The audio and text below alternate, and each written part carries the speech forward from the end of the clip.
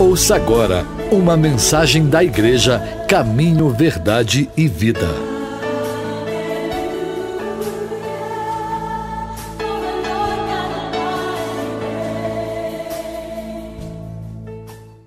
Glória a Deus. Quero aproveitar, querido, que você ainda está em pé e quero te convidar a abrir a sua Bíblia no Evangelho de Lucas, no capítulo 7.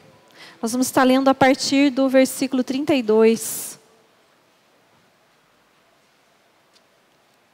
Lucas 7, 32. Aleluia, vamos ler lá. Lucas 7, 32. Diz assim: convidado por um dos fariseus para jantar, Jesus foi à casa dele e reclinou-se à mesa. Ao saber que Jesus estava comendo na casa do fariseu, certa mulher daquela cidade, uma pecadora, diga assim, uma pecadora, trouxe um frasco de alabastro com perfume e se colocou atrás de Jesus, a seus pés. Chorando, começou a molhar-lhe os pés com as suas lágrimas. Depois os enxugou com os seus cabelos, beijou os pés e ungiu com perfume. Ao ver isso, o fariseu que o havia convidado disse a si mesmo: se esse fosse profeta, saberia quem nele está tocando e que tipo de mulher ela é. Uma pecadora, diga, uma pecadora. Então lhe disse Jesus: Simão, tenho algo a lhe dizer. Dize, mestre, disse ele. 2 homens deviam a certo credor. Um lhe devia 500 denários e outro 50. Nenhum dos dois tinha com que lhe pagar. Por isso, perdoou a dívida de ambos. Qual deles o amará mais? Simão respondeu: suponho que aquele a quem foi perdoado a dívida maior. Você julgou bem, disse Jesus. Em seguida, virou-se para a mulher e disse a Simão: vê esta mulher? Entrei em sua casa, mas você não me deu água para lavar os pés. Ela, porém, molhou os meus pés com as suas lágrimas e o enxugou com os seus cabelos. Você não me saudou com um beijo, mas essa mulher, desde que entrei aqui, não parou de me beijar os pés. Você não me ungiu a cabeça com óleo, mas ela derramou perfume nos meus pés. Portanto, eu lhe digo, os muitos pecados dela lhe foram perdoados, pois ela muito amou. Mas aquele a quem pouco foi perdoado, pouco ama. Então disse Jesus a ela: seus pecados são perdoados. Os outros convidados começaram a perguntar: quem é esse que até pecados perdoa? Jesus disse à mulher: a sua fé a salvou. Vá em paz. Pode se assentar, querido, em nome de Jesus. A Bíblia nos relata aqui nesse texto de Lucas 7, né? Diz assim que Jesus Cristo ele foi convidado por um homem chamado Simão, um fariseu, para ir até a casa desse homem jantar com ele. E quando Jesus chega lá naquela casa, ele não foi recebido, como era costume daquela época, né? Um beijo santo, lavar os pés do convidado, ungir a cabeça dele com óleo. Esse homem não fez nada disso. E eu acho interessante nesse texto porque relata assim que logo no início assim diz que Jesus estava com a cabeça reclinada sobre a mesa. E eu imagino no meu coração talvez Jesus pensando, né? Poxa vida, esse homem me convidou para vir aqui, mas não me honrou como eu deveria ser honrado. E eu creio que o coração de Jesus talvez estava apertado ali. E trazendo isso para nós, para os nossos dias, né? Quantas vezes nós também convidamos Jesus para vir em lugar, convidamos Jesus, ó Senhor, eu vou no culto hoje. E às vezes Jesus está aqui, está passeando no nosso meio e nós não estamos, nem aí. Estamos pensando na morte da bezerra, uns estão mexendo no celular, outros estão preocupados com a conta que tem que pagar amanhã. E Jesus, Jesus com a cabeça reclinada sobre a mesa. Eu creio que Jesus estava triste. Mas algo extraordinário acontece naquele lugar. Diz que de repente, do nada, chega uma mulher ali. Eu imagino que aquela mulher chegou lá meio que derrubando a porta. Entrou. E foi lá onde Jesus estava. E a Bíblia fala que ela se prostra aos pés de Jesus. E ela começa a encharcar os pés de Jesus com as suas lágrimas. E aí ela pega e começa a beijar os pés de Jesus. E aí ela começa a enxugar os pés de Jesus com os seus cabelos. Aquela mulher deu a honra a Jesus Cristo.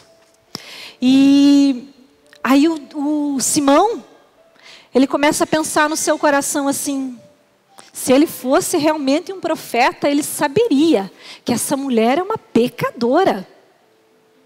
Como é que ele deixa uma pecadora se aproximar dele assim?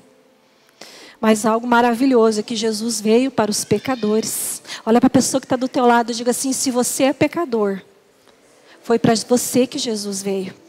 Aleluia! Porque eu vejo aqui, queridos, a pessoa de Simão representando aqui a religião. Porque o fariseu, naquela época, ele era considerado uma pessoa boa. Aos olhos humanos, perfeita. Por quê? Porque eles procuravam cumprir a lei. Eles eram zelosos da lei. Eles faziam tudo certinho. Eles conheciam, eles estudavam as escrituras, eles sabiam tudo. E eu vejo aqui Simão representado pela religião.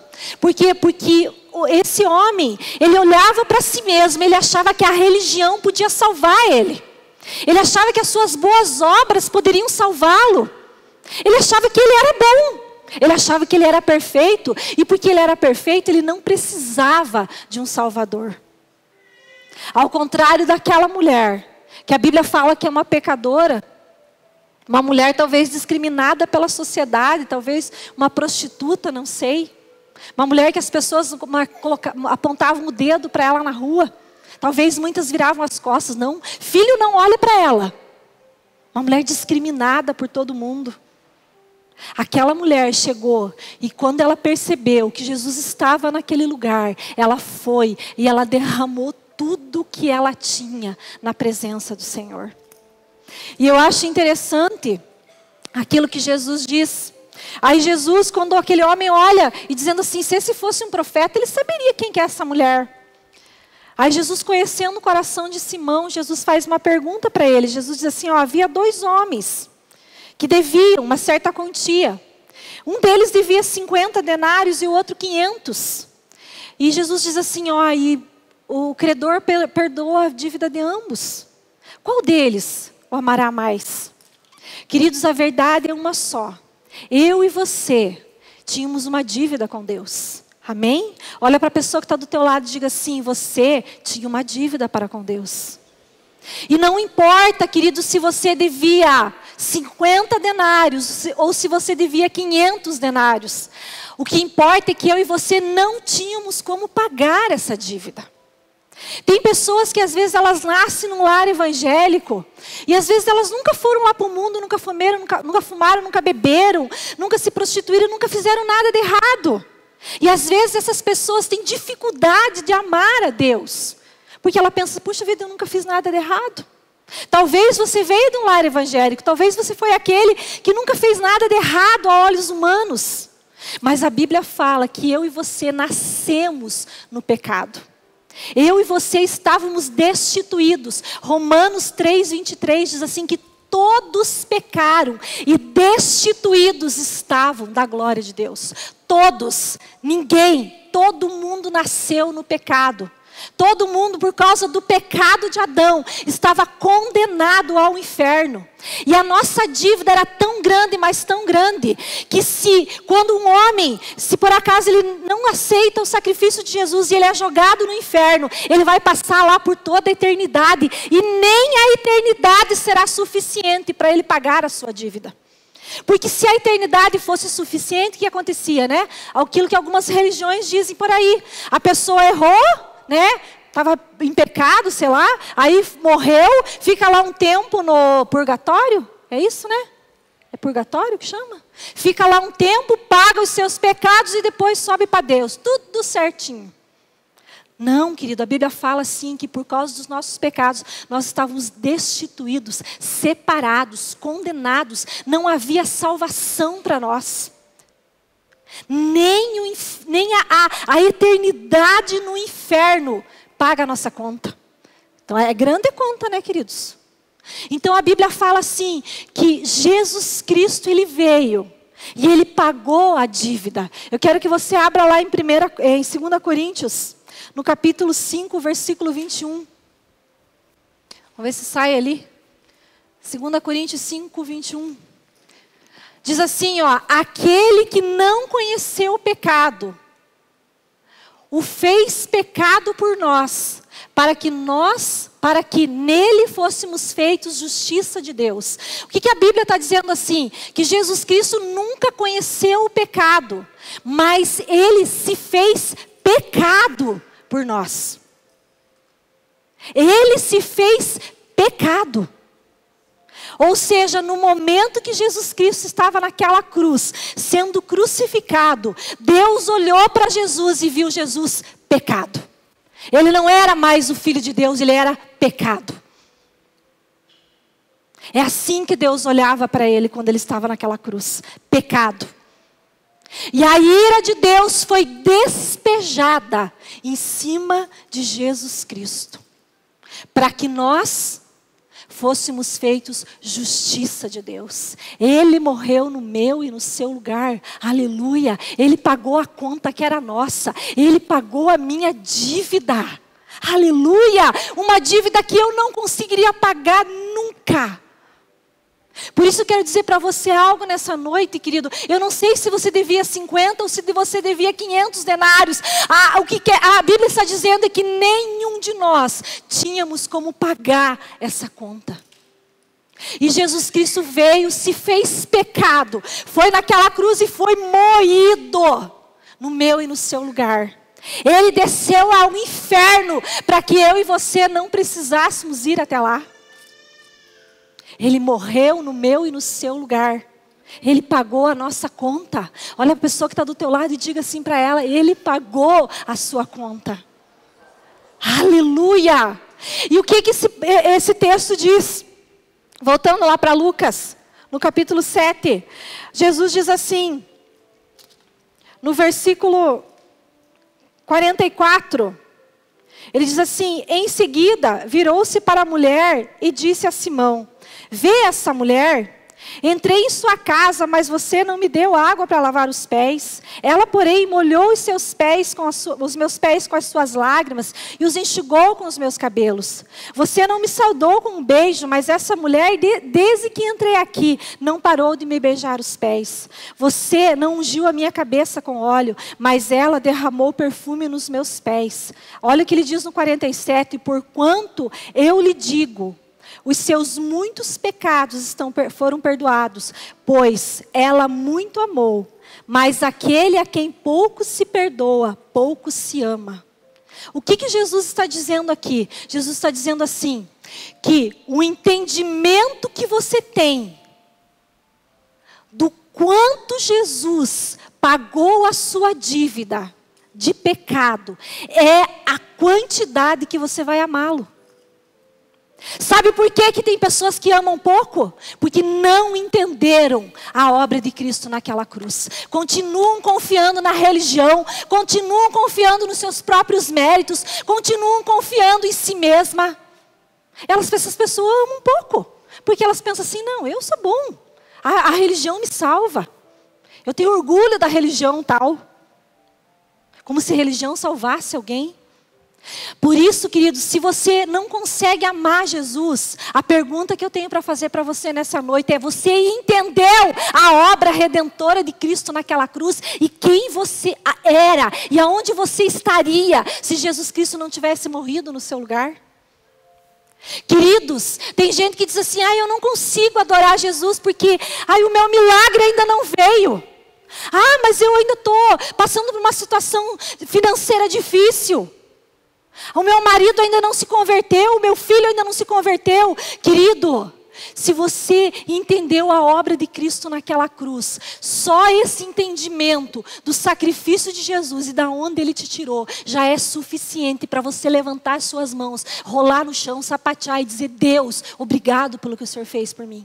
Por isso eu não consigo entender como que tem pessoas que na hora do louvor ficam conversando, como que tem pessoas na hora do louvor não conseguem adorar a Deus. Você não entendeu a obra de Cristo naquela cruz. Você não entendeu o tamanho da tua dívida. Por isso você ama pouco. Porque a quem pouco se perdoa, pouco se ama. Quando nós olhamos para nós e vemos o que Jesus Cristo fez e da onde Ele me tirou, não tem como não adorá-lo. Não tem. Sabe, queridos, eu olho para a minha vida, de verdade. Eu olho para a minha vida e digo assim: Deus, eu não merecia ser pastora na tua casa. Eu não merecia. Porque quando eu olho para trás e eu vejo da onde Jesus Cristo me tirou, não tem como não ser grata. Não tem como não adorá-lo. Porque se Jesus Cristo não tivesse entrado na minha vida, queridos, eu não sei aonde eu estaria. Talvez nem viva mais. Porque eu gostava de festa, gostava de balada. Talvez já estivesse separada, com certeza. Talvez meus filhos estivessem perdidos. Eu não sei. A verdade é que Jesus Cristo me salvou. E tudo que eu puder fazer nessa vida, eu vou fazer. Como uma dívida de gratidão pelo que Ele fez por mim. Por isso, querido, se você adora Jesus, adore por gratidão. Se você toca para Jesus, toque por gratidão. Se você canta para Ele, cante por gratidão pela obra redentora naquela cruz. Então, se você não consegue amá-lo, você não entendeu de onde Ele te tirou. Você não entendeu a obra de Cristo naquela cruz. Porque à medida que nós olhamos para nós e vemos quão grande foi aquele sacrifício, não tem como ficar indiferente a Ele. Não tem como não amá-lo, não tem como não adorá-lo. Então olhe para o seu coração, querido, nessa noite, examine o teu coração. Se Jesus para você, você faz como Simão. Eu vou na igreja, mas o louvor tá cantando, você está olhando para o pé, você está preocupado com quem está lá atrás, com quem está passando. Querido, você está fazendo igual o Simão. Você não está dando a Ele a honra que Ele merece. Se um dia, querido, eu e você, como igreja de Jesus Cristo, despertarmos para tão grande salvação, no momento que nós chegássemos na igreja, nós já chegaríamos em reverência, já sentaríamos na cadeira e começaríamos a orar e a buscar a presença dEle. E no momento que o louvor começa, eu e você já começaríamos a derramar o nosso coração na presença dEle. Eu não entendo como é que tem pessoas tão indiferentes a Jesus Cristo. Você não entendeu a obra de Cristo na cruz. Por isso você não consegue amá-lo.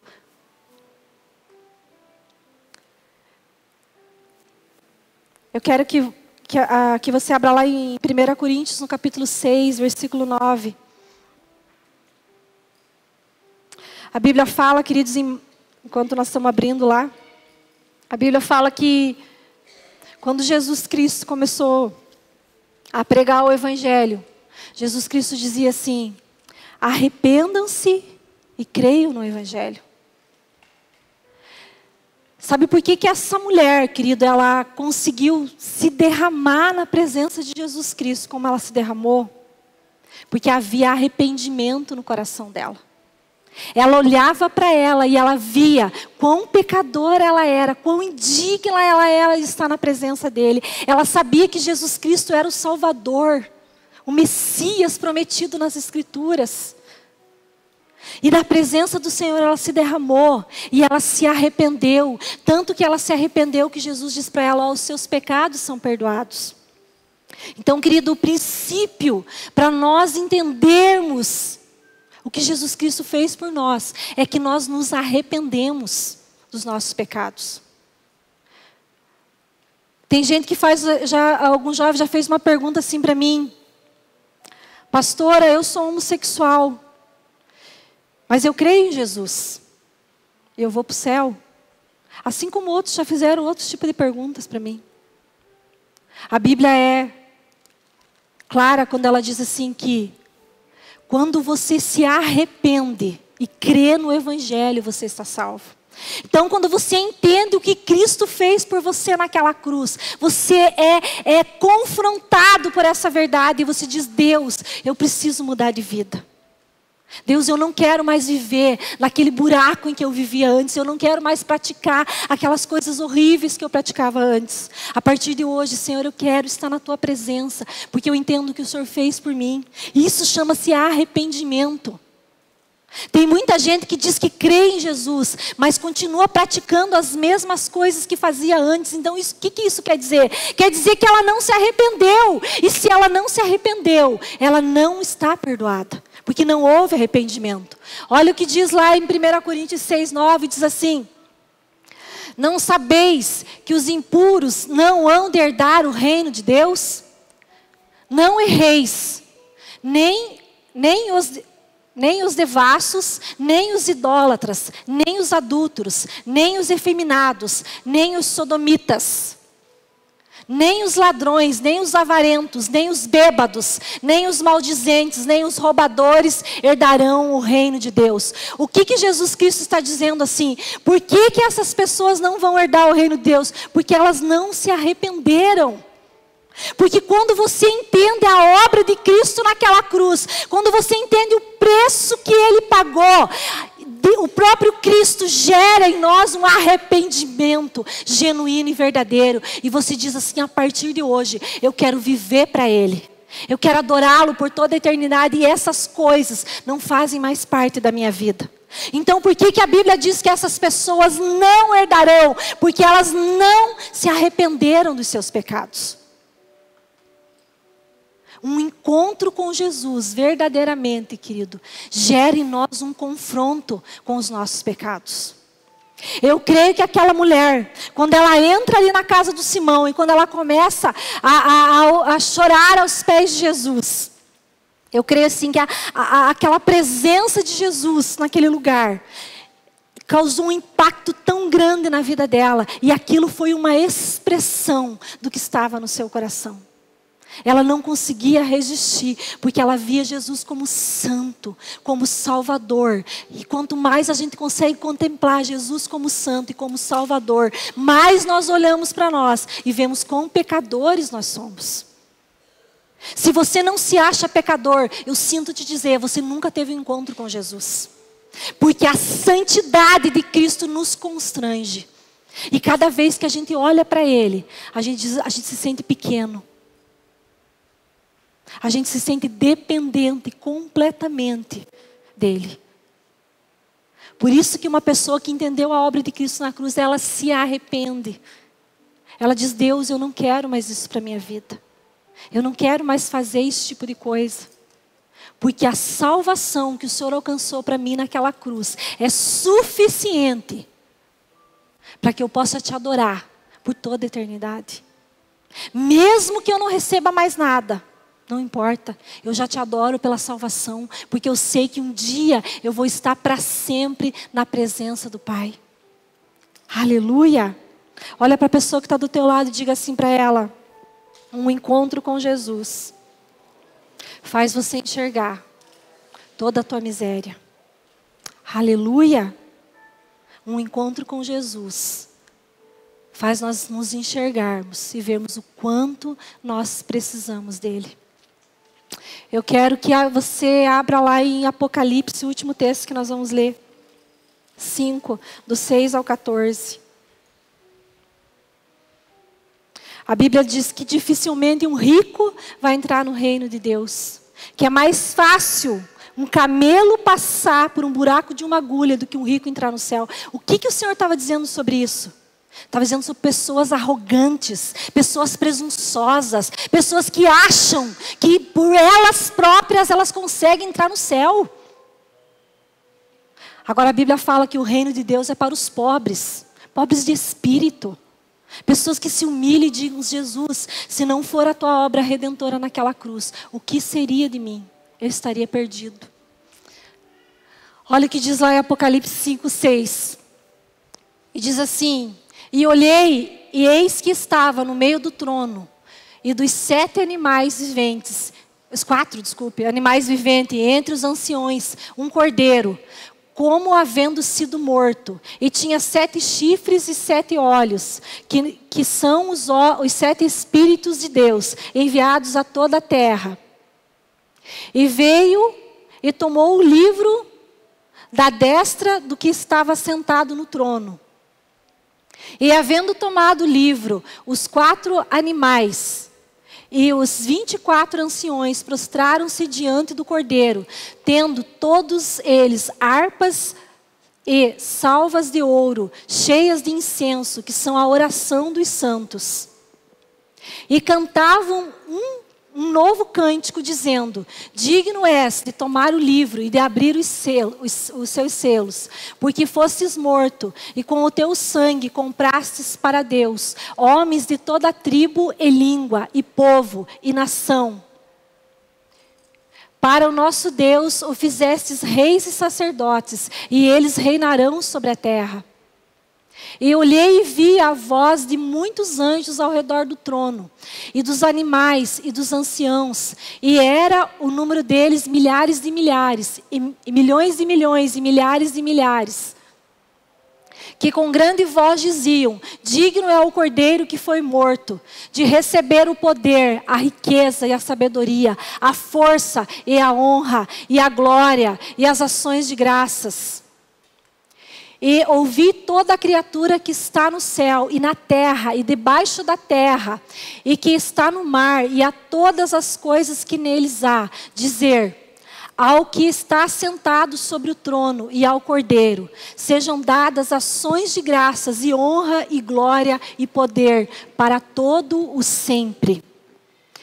Os 4 anciões diziam: amém. E os 24 anciões prostravam-se e adoravam ao que vive para todo sempre. Amém. Aleluia. Querido, o foco da adoração no céu é a obra de Cristo na cruz. Olha a pessoa que está do teu lado e diga assim: o foco da tua adoração tem que ser a obra de Cristo na cruz. Queridos, se nós como igreja desviarmos os nossos olhos para qualquer outro foco, muitas vezes nós deixamos de adorá-lo.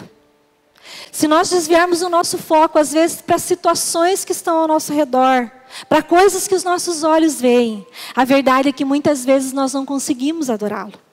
Agora, se o nosso foco for a obra de Cristo naquela cruz, o que Ele realizou para nós, a salvação que Ele nos deu, querido, pode acontecer o que acontecer, você não vai deixar de adorá-lo.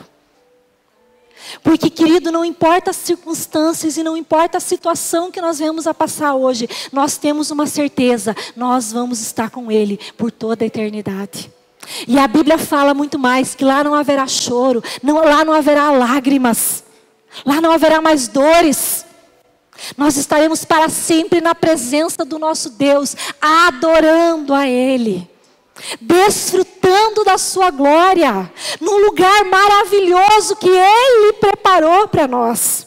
Ele morreu no meu e no seu lugar, para que nós pudéssemos estar com Ele por toda a eternidade. Ele morreu no meu e no seu lugar, para que um dia nós pudéssemos ver a face do nosso Deus e estar com Ele por toda a eternidade. Querido, eu não sei o que você tem focado a tua vida, eu não sei aonde os teus olhos estão direcionados, mas eu quero te dizer nessa noite, em nome de Jesus: foque para Cristo, foque para a obra redentora da cruz.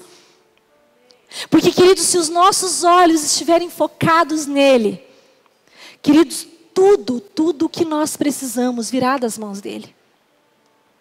Tudo o que você precisa, seja cura, seja libertação, seja salvação da tua família, não importa o que seja, querido, vai vir das mãos dele. Porque a Bíblia fala que se ele não poupou, se Deus não poupou o seu único filho Jesus Cristo, mas ele entregou para morrer no meu e no seu lugar, como não nos dará juntamente com ele de graça todas as coisas? Se você é de Jesus, se você tem a certeza, querido, que se hoje você fechar os teus olhos, você vai estar para sempre com o teu Deus, eu quero dizer para você, isso é o maior motivo de alegria do teu coração. Porque a Bíblia fala assim, que adianta o homem ganhar o mundo inteiro e perder a sua alma? Do que adianta nós corrermos atrás de tantas riquezas e tantas coisas e negligenciarmos a obra de Cristo naquela cruz. E negligenciarmos o que Ele fez por nós. Se nós entendermos isso, querido, não tem como não adorá-lo. Não tem como não se prostrar na presença dEle. Por isso, querido, eu quero desafiar o teu coração, a partir de hoje, a você não se importar com as pessoas que estão ao teu redor. Aquela mulher, a Bíblia fala que quando ela chega na presença de Jesus e ela se joga aos pés dele, e ela começa a adorá-lo, a lavar os pés dele com as suas lágrimas, a secar com os seus cabelos, a beijar os pés dele, a ungir os pés dele com um óleo. A Bíblia fala que todas as pessoas ao redor começaram a criticar aquela mulher. E eu quero dizer algo para você, querido. No momento que você entender quem Jesus Cristo é e você começar a adorá-lo verdadeiramente, as pessoas que estão ao teu redor vão começar a te criticar por isso. Vão começar a chamar você de fanático, de louco. Nossa, só que escândalo na hora do louvor. Para que levantar as mãos? Para que ficar de joelho? Quando você entende a obra de Cristo na cruz, não tem como ficar indiferente na presença do nosso Deus. Então, querido, não se importe com as pessoas que estão ao seu redor. Não se importe com o que eles falam ou pensam ao teu respeito. Na hora de adorar, adore. Na hora de cantar, cante. Na hora de dar aleluia, dê aleluia, abençoado. Por que é tão difícil para um crente, pastor Silvio, dizer aleluia, glória a Deus, eu amo Jesus? Porque vocês não entenderam a obra de Cristo na cruz. Porque se você tivesse entendido, você ia ser o primeiro a chegar e dizer aleluia. Aí nós íamos incomodar os vizinhos, sabe, pastor? Porque até agora os vizinhos estão reclamando, nós estamos incomodando ele, mas o povo não abre a boca, pastor. Aí sim nós vamos incomodar os vizinhos. Porque quando nós entendemos a obra de Cristo na cruz, nós levantamos as nossas mãos e dizemos aleluia. E se alguém olhar com cara feia para você, não se importe, não ligue. Jesus está se agradando da tua adoração e é isso que importa. Não fique mais indiferente na presença dEle. Abra a boca, abençoado. Porque a Bíblia fala que lá no céu não vai ser um silêncio, não. Se você gosta de silêncio, sinto dizer, você não vai morar no céu. Porque lá no céu vai ser barulho, vai ser adoração. Vai ser gente cantando, é gente pulando, é gente gritando. Eu gosto muito de um cântico lá, vamos ver se sai esse, Lenita. Aquele que diz assim, rodeado por sua glória. Sabe esse? Fala assim, eu não sei se eu vou cantar, eu não sei se eu vou cair, eu não sei se eu vou me jogar nos teus braços, eu só sei que de joelhos eu vou ficar. Por quê? Porque quando nós entendemos a quem nós servimos e o que Jesus Cristo conquistou por nós naquela cruz. Querido, larga a mão de ser um crente meia boca. Larga a mão de ser um crente, sabe aquele crente, ai, eu não posso me mexer. Querido, seja um crente do fogo. Seja um crente do reteté. Seja um crente que diz aleluia, glória a Deus. Por quê? Porque Ele morreu por mim e eu não posso ficar parada. Ele pagou o preço por mim. Ele morreu no meu lugar. E aleluia, glória a Deus ao nome dEle. Porque o nome dEle é bendito por toda a eternidade. A Bíblia fala assim que se nós não clamarmos, as pedras vão clamar. Onde está a igreja de Jesus? Uma igreja tímida, que tem vergonha de dizer aleluia. Tem vergonha de dizer. Tem gente que diz assim, ai, me deu uma vontade de dizer aleluia, me deu uma vontade de dar glória a Deus, mas ai, eu fiquei com vergonha. Querido, diga. Você pode dizer aleluia, glória a Deus. Amém. Crente que ama Jesus é crente que tem na sua boca a palavra aleluia, glória a Deus, bendito é o nome dEle. Crente que ama Jesus não consegue ficar parado.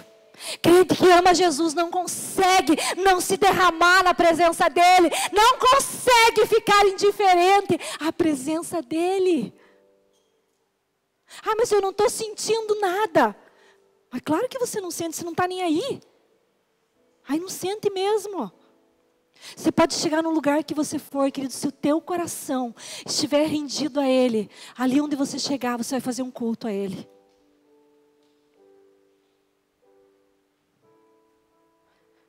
Crente que tem vergonha de abrir a boca para cantar. não entendeu a obra de Cristo na cruz. Você entendeu, amado? Amém? Então a minha oração nessa noite é que o Espírito Santo de Deus incendeie o teu coração. E que você pare de ser um crente meia boca. Mas que você seja um crente do reteté, um crente do fogo. Que você seja um crente cheio do Espírito Santo. Que você seja um crente apaixonado por Jesus Cristo. Não importa o que as pessoas vão falar. Não importa o que as pessoas vão dizer ao teu respeito, querido. Adore a Ele. Se lance na presença dEle. Se você sentir vontade de ficar de joelhos, fique. É para Ele, não é para pessoas. Amém? Quero convidar você a se colocar em pé.